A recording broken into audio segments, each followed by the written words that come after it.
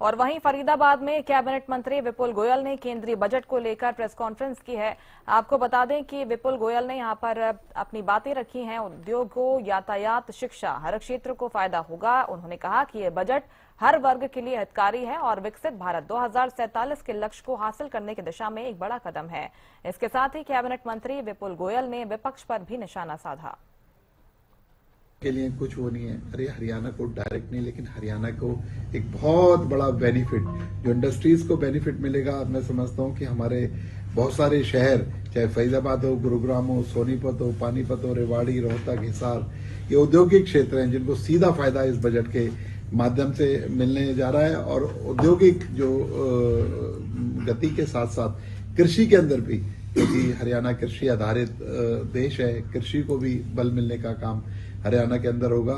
और युवा शक्ति का केंद्र है हरियाणा। आज मैक्सिमम युवा शक्ति और खेलों के माध्यम से भी जिस तरीके से नया ट्रांसफॉर्मेशन हरियाणा के अंदर हुआ है, मैं समझता हूँ खेलों को बढ़ावा देने के लिए भी इस बजट के अंदर बहुत प्रोविजन किए गए हैं। तो उसका डायरेक्ट लाभ हमारे हरियाणवी लोगों को, हरियाणा के युवाओं को और खेल से जुड़े हुए लोगों को मिलने जा रहा है। आज की डेट में डेटा ही रियल गोल्ड है या रियल वर्थ है। तो उस डेटा कलेक्शन हो सके, डेटा सेंटर्स बड़े से बड़े बन सके। उस 2047 तक आज ही इसका निर्णय लिया गया कि जब विकसित भारत की ओर हम चल रहे हैं कि 2047 तक जितने भी डेटा सेंटर आगे भी बनेंगे और जो हैं उनको टैक्स हॉलिडे देने का काम सरकार ने किया।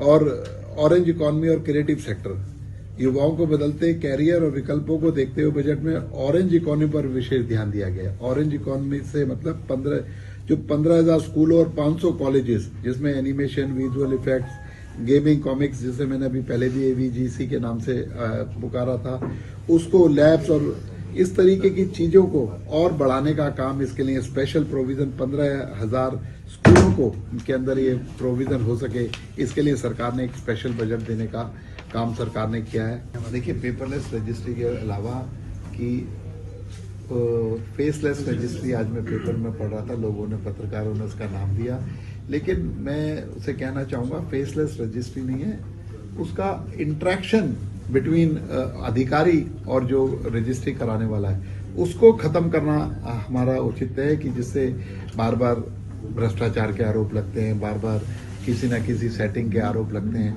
तो एक सिस्टम काम करेगा। सारी की सारी एक बहुत बड़ी उपलब्धि है हरियाणा का जो रेवेन्यू रिकॉर्ड है, उसके अंदर जो लगभग 60-65 गांव हैं जिनकी चकबंदी अभी तक नहीं है, वो भी इस साल के अंदर उनकी चकबंदी हो जाएगी। 100% चकबंदी वाला काम हो जाएगा। रेवेन्यू रिकॉर्ड सारा का सारा ऑनलाइन हो जाएगा। तो मैं समझता हूँ सिस्टम काम करेगा। रजिस्ट्री को अगर हम लोग अप्लाई करेंगे, जैसे कि आज हम पासपोर्ट के लिए जाते हैं, वीजा के लिए जाते हैं, वहां पर बैठे हुए अधिकारी, वहां पर बैठे हुए थर्ड पार्टी उसको अगर ओके कर देगी तो आपका पासपोर्ट बन के घर आ जाता है, आपका वीजा लग के आ जाता है। उसी तरीके से रजिस्ट्री भी उसी तर्ज पर वो अधिकारी तय करेंगे। आपने सारे नॉर्म्स पूरे कर रखे हैं, कंप्यूटर के अंदर सॉफ्टवेयर ने अगर एक्सेप्ट कर लिया, अगर उनका आस्थाएं उनके प्रति रहेंगी तो वो ठीक थे।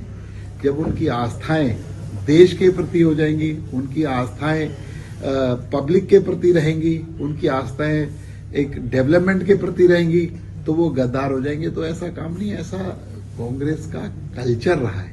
पूर्व में भी आपने देखा होगा ऐसे ऐसे देशभक्तों को जिन्होंने देश के लिए काम किया, उनको गद्दार सिद्ध करने का काम कांग्रेस की सरकारों ने किया है। तो इसलिए कोई नई बात नहीं है इनके आचरण में। देश की जनता अच्छे तरीके से इसका जवाब